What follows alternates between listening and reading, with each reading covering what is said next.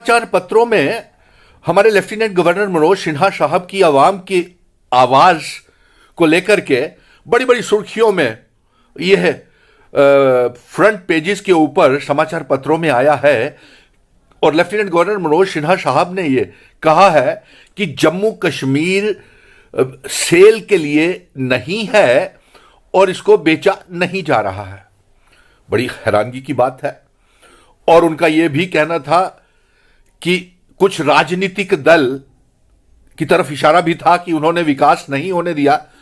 तो हम lieutenant governor Manoj Sinha साहब आपसे यह गुजारिश करेंगे कि ये जम्मू कश्मीर रियासत जो है यह नेशनल कॉन्फ्रेंस पीडीपी या किसी की जागीर नहीं है। यह महाराजा हरि सिंह जी की विरासत है जो जम्मू कश्मीर की आवाम को विलय के समय, भारत के समय यह हमें विरासत मिली थी। और आज यह हकीकत है कि आप ओलेक्स के ऊपर, अमेज़न के ऊपर, गूगल पे के ऊपर जम्मू कश्मीर को नीलाम कर रहे हैं। और इसमें कोई शक नहीं है कि आपने बिना शर्त non binding memorandum of understanding real estate वालों के साथ भी और दुबई के शेखों के साथ भी आपने हस्ताक्षर किए हैं।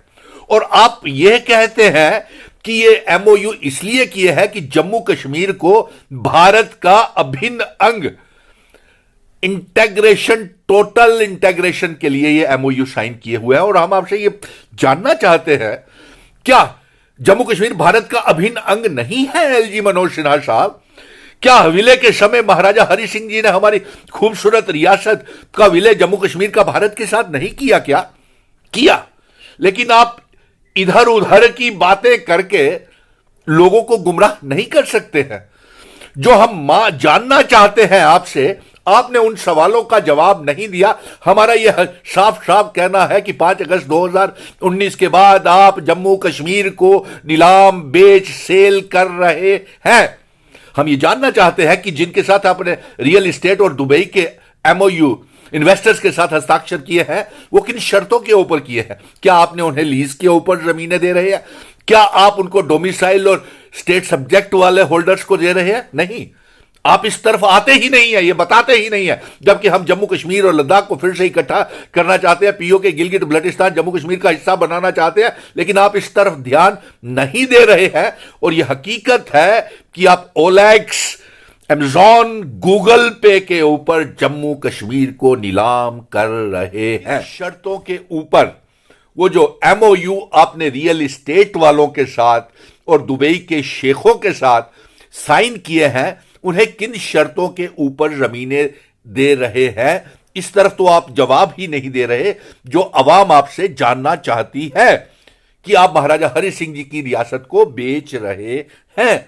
आप बताइए किन शर्तों के ऊपर ये एमओयू जो आपने हस्ताक्षर किए हैं रियल एस्टेट दुबई में। और आपका यह कहना है कि एमओयू जो हस्ताक्षर साइन किए हैं वो जम्मू कश्मीर को भारत का अभिन्न अंग बनाने के लिए, टोटल इंटेग्रेशन विद इंडिया, आपने वो एमओयू साइन किए हैं।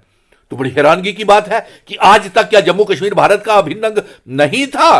क्या हम जम्मू कश्मीर के अवाम जो है वो भारतीय नहीं है? आपने ये एक और प्रश्न चिन्ह हम पे खड़ा कर दिया।